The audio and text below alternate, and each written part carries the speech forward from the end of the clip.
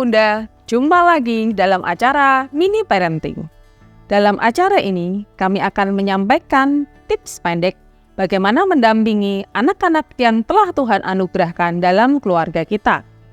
Saya, Ratriana Kusumiati, dari Fakultas Psikologi, Universitas Kristen Satyawacana. Sebagai makhluk sosial, manusia tidak lepas dari komunikasi, karena kita ingin menyampaikan sesuatu dan berharap dipahami oleh lawan bicara kita. Berkomunikasi artinya dua arah atau dialog, bukan monolog. Sejak kapan komunikasi dimulai? Sejak bayi lahir ke dunia ini. Tangisan pertama bayi sudah menunjukkan komunikasinya kepada dunia ini, bahwa ia ada di dunia ini dan perlu menyesuaikan diri. Komunikasi yang efektif dengan anak membutuhkan gaya dan perilaku yang sesuai dengan usia anak. Menghargai interaksi dengan anak membutuhkan pemahaman tentang bagaimana anak-anak dari berbagai rentang usia dan apa yang mereka suka bicarakan. Dengan demikian, orang dewasa harus berkomunikasi dengan cara yang sesuai dengan usia dan minat anak.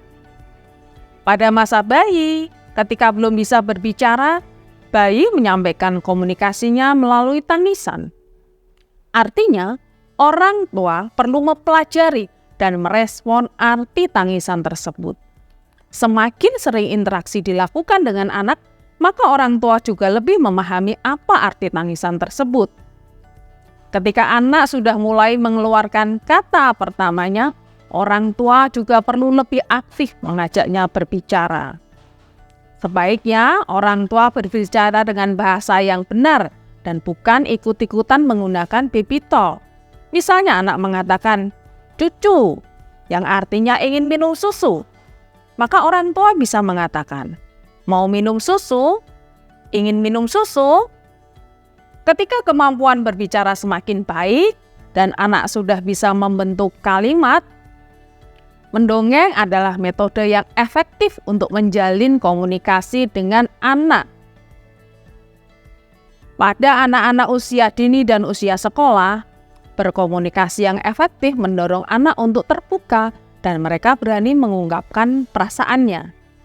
Orang tua bisa memanfaatkan waktu berbincang dengan anak.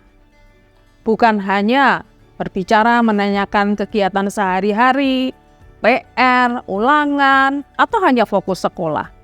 Tetapi juga perlu berbincang tentang perasaan mereka, apa yang mereka inginkan atau apa yang mereka sukai.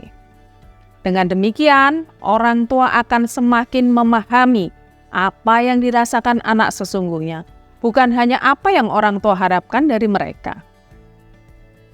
Saat menginjak masa remaja, orang tua sudah bisa berkomunikasi dalam bentuk dialog atau diskusi yang efektif.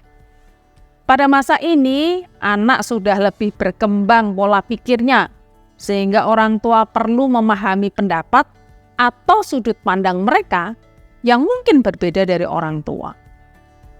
Komunikasi yang efektif akan tercapai ketika orang tua lebih banyak mendengarkan daripada menasihati atau memberi masukan saja.